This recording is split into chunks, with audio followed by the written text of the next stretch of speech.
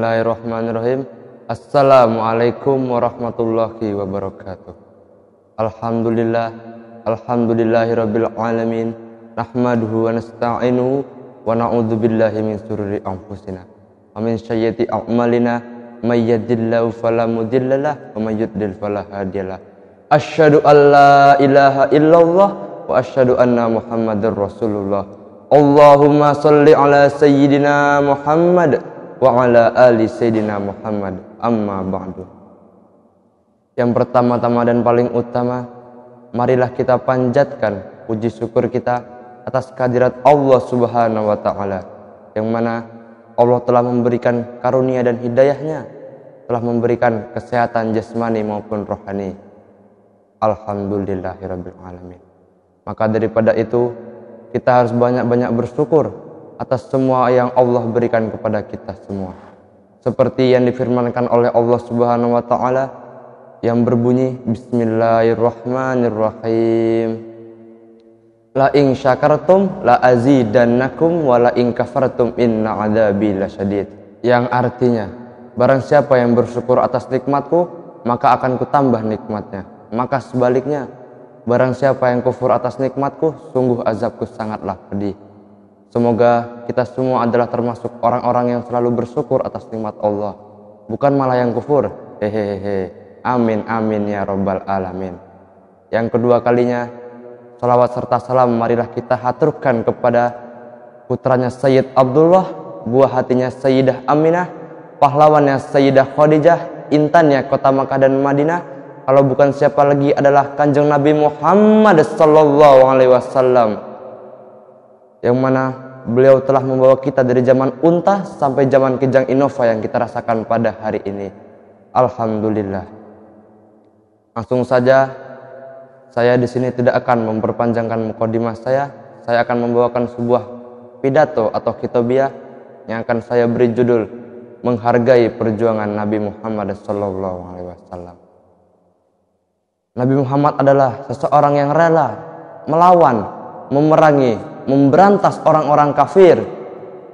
Dan Nabi Muhammad adalah orang-orang yang penyabar dan juga penyayang. Diceritakan dalam sebuah kitab, pada saat itu Nabi Muhammad sedang berhijrah ke suatu negeri. Namun pada saat beliau melewati sebuah perkampungan, beliau dilempari batu, dilempari kotoran. Pada saat dilempari batu, beliau sampai mengeluarkan darah. Sampai-sampai malaikat Jibril berkata kepada Nabi Muhammad, "Wahai kasih Allah, apakah perlu aku angkat gunung-gunung dan aku timpakan kepada orang-orang kafir tersebut?" Namun apa jawaban Nabi Muhammad? "Jangan wahai malaikat, jangan." Nabi Muhammad langsung berdoa kepada Allah, "Ya Allah, berilah hidayah dan karunia kepada orang-orang kafir tersebut." Subhanallah, sungguh besar perjuangan Nabi Muhammad SAW. Maka daripada itu, pemirsa dakwah digital dimanapun engkau berada, marilah kita teruskan perjuangan Nabi Muhammad SAW. Dengan cara apa kita meneruskan perjuangan beliau? Dengan cara banyak cara.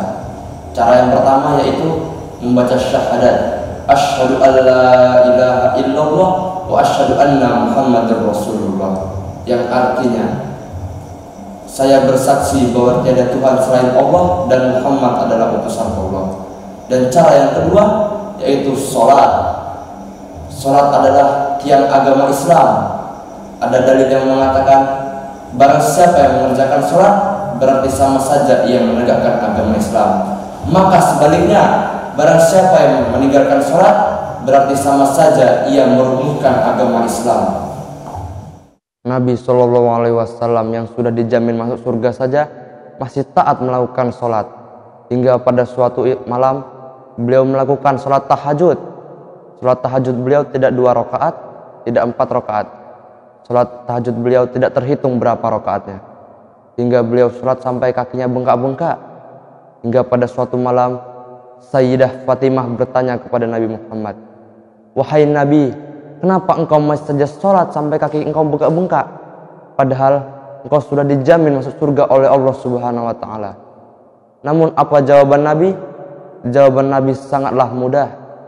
"Apakah aku tidak boleh mensyukuri nikmat yang Allah berikan kepadaku?" Subhanallah. nabi saja yang sudah dijamin masuk surga masih sangat menghargai pemberian Allah Subhanahu wa taala. Dan yang ketiga yaitu selalu bersabar. Karena bersabar termasuk perilaku terpuji Nabi Muhammad sallallahu alaihi wasallam. Seperti yang saya katakan di awal tadi, beliau dilempari batu, dilempari kotoran, tidak marah sama sekali. Dan masih banyak-banyak cara lagi untuk memperjuangkan perjuangan Nabi Muhammad sallallahu alaihi wasallam.